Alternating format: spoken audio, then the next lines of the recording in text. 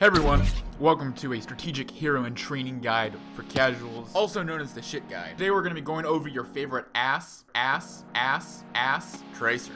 In this guide we'll be covering the strengths and weaknesses that Tracer has, as well as the opportunities and threats that she encounters throughout the game.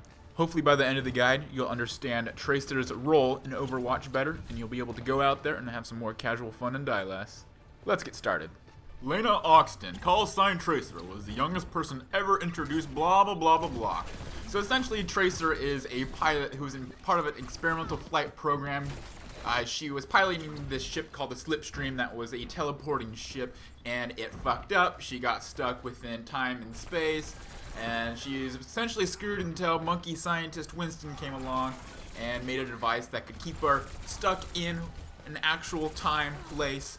Tracer's main weapons are her twin rapid-fire pulse pistols. They have 40 shots per clip. She has an ability where she blinks around. She gets 3 charges. They recharge pretty damn quick. She has recall that puts her back in time 3 seconds. And her ultimate is a pulse bomb that sticks Halo 3 style to an opponent, blows them up, well, does a lot of damage to them, and potentially kills the whole enemy team.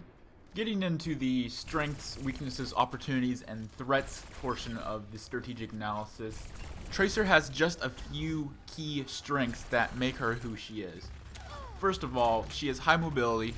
Between her quick running speed, her blink ability, and her recall ability, she's able to be very slippery and hard to hit by opponents. Another one of Tracer's strengths is her high potential for burst damage. Her ult is a pulse bomb that does 400 damage, and it can actually headshot if you stick on someone's head. A little fun fact is that if you stick her pulse bomb, it actually does 5 damage right on contact, so you can execute someone with your pulse bomb stick, and then the pulse bomb will fall to the ground. Tracer's last main strength that makes her who she is that she's just cute. Dat accent and dat ass. Moving on to Tracer's weaknesses, she also has a couple weaknesses that make her, that make it so she's not OP. First of all, Tracer is very fragile. She only has 150 hit points, no armor, and no shield. That means damn near anyone can kill her very quickly. Tracer's other main weakness is that she has low sustained damage. While her twin pulse pistols have 40 shots, they don't do very much damage. Tracer's twin pistols do 1.5 to 6 damage per shot, depending on how far she is away from her target. It is very important to note that Tracer's damage has a very quick drop-off at distance. When you are shooting at an opponent far away, you're essentially just tickling them and annoying them. It may also be important to know that you can shoot all 40 shots of your clip in 1 second, and it also takes 1 second to reload. Now let's talk about Tracer's opportunities within the game. Because Tracer is highly mobile and has high amounts of burst damage, she can easily take out entrenched bastions that are sitting there being annoying in turret mode. You can either flank them from behind and do double damage by hitting them in the back, or you can flank them and throw your sticky on them and run away. Another opportunity for Tracer is to flank the enemy team and kill their supports. When you're against a Mercy that's hiding behind the enemy team, they can be very annoying by helping heal and dishing out lots of damage by their damage buffing skill. If you can use your blink in combination with your recall, you can often get behind the enemy team, pick off a squishy Mercy very quickly, and get out. I don't think many people really understand the core concept of Tracer. Because you can blink around so quickly and recover health by recalling, you can get into the enemy backline, be annoying, not kill, but distract the enemy team from the objective or from killing your own team. I mentioned earlier that if you shoot opponent from a long distance away, you're often just tickling them and annoying them. That's often exactly what you want to do. Some people say, yeah, don't shoot them at long distance because you're just going to give away your position. But you're not some Genji hidden in the shadows trying to lurk behind and assassinate. You're just running in and doing it anyway, because what can they do about it? Just get in, zig, zag, zig, zag.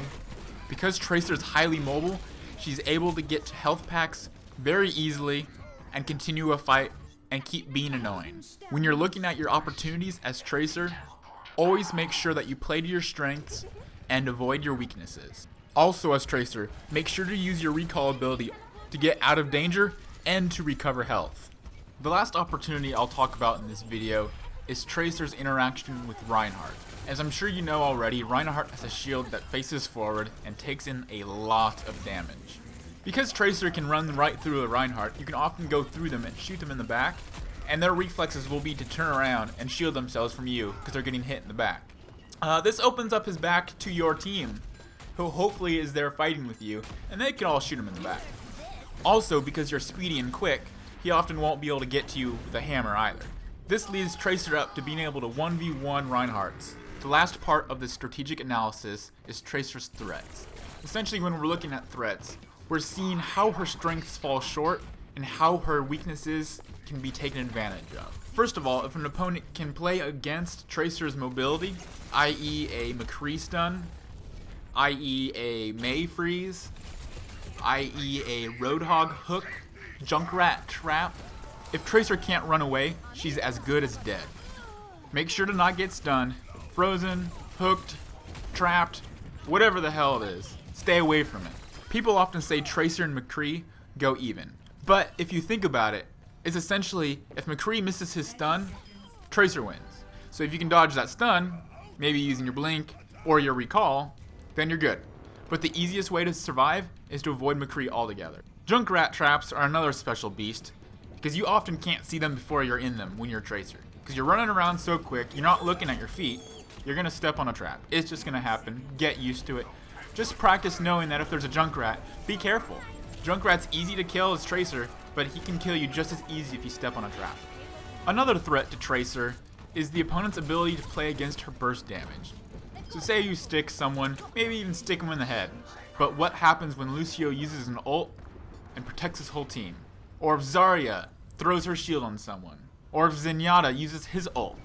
So when you're playing against those types of champions, try to use your ult knowing that they can protect against it, and knowing that some of the higher hit point heroes can actually survive a stick.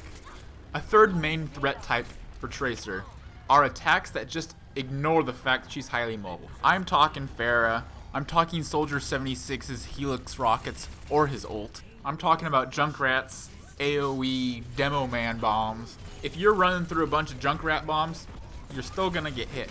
If a Pharah is shooting in your general direction, you're still gonna get hit. So try to avoid skirmishes with those type of people. The last key threat I'll talk about for Tracer is the fact that she has low sustained damage, and people can take advantage of that. So if you look at a quick calculation for Tracer, she does 60 to 240 damage per clip.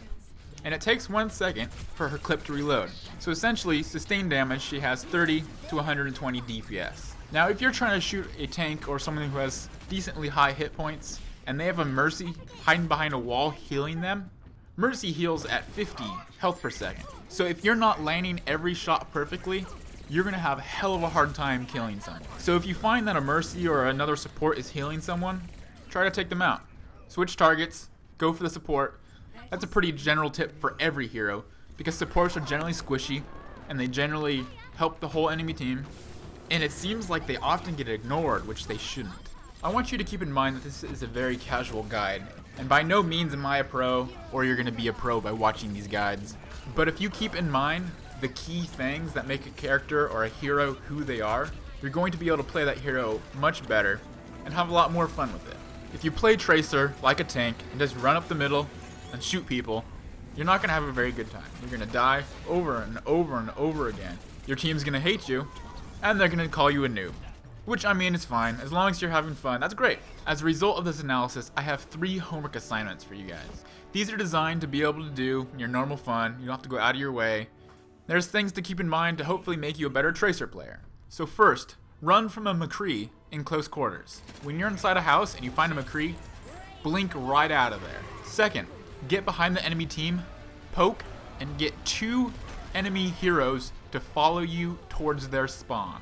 And third, kill a Bastion and escape. I see a lot of Tracers that are willing to throw their lives in and their ults in just to kill a Bastion. Well, that's great, because Bastions are a major pain in the ass, but there's often no reason to die at the same time. Bastions are often not protected by their team. If you get behind them, they're not going to be able to react very well. If they turn around and you just run away, well then your team can move up on them And with that, I'm out of here. Thanks for watching.